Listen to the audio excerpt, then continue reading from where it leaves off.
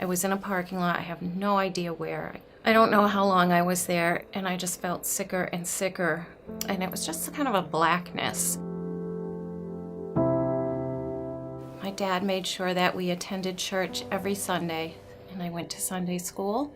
I was a Sunday school teacher, so I always had a deep respect for the solemnity of church, and I was aware, I believe, of a presence from an early age.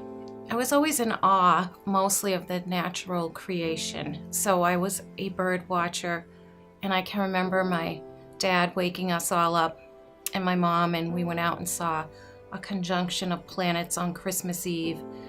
And he said that that was like the Star of Bethlehem. I loved the Christmas story. I felt God's presence, and I'm not sure if it was more of a fascination as a child, but I prayed the prayers that they teach you when you're young, and it really did instill a good sense of morals in me.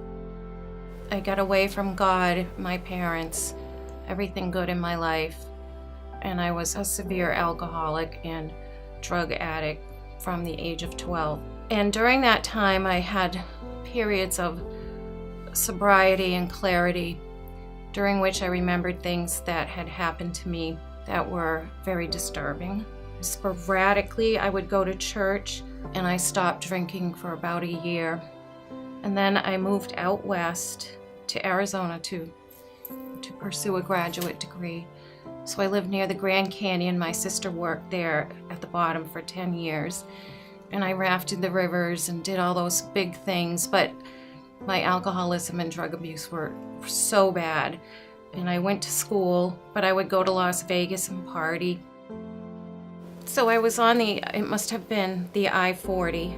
Then you come up in elevation, and I was in this ghost town, one of the ghost towns way out there, and I had to get off the highway because I was physically sick and I couldn't see. I was having withdrawals, and I pulled over in a parking lot. God spoke to me in that still, small, quiet voice. Something to the effect of, here I have given you this awesome opportunity in this incredible place, and you are squandering it. And then I remember kind of like coming out of that fog with a clearer head and a conviction that I would never walk that way again, ever. I felt loved, which is something I was searching for. I met my ex-husband, and he's a phenomenal man, and then unfortunately that didn't work out. My father got cancer and passed away. After losing my dad and then my husband, and I lost the house, and I have since lost my job, which should be very upsetting, and it has been. But when all of that is stripped away from you, like, you depend on God.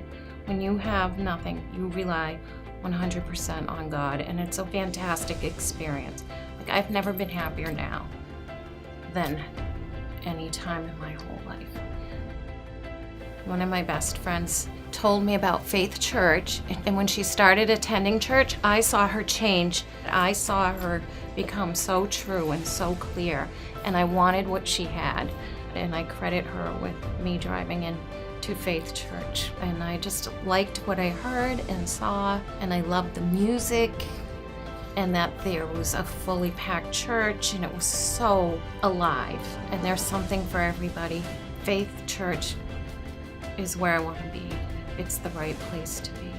I walked away from something that I shouldn't have been able to walk away from, and I needed help with the drinking to this day, and that's okay, because that helps me.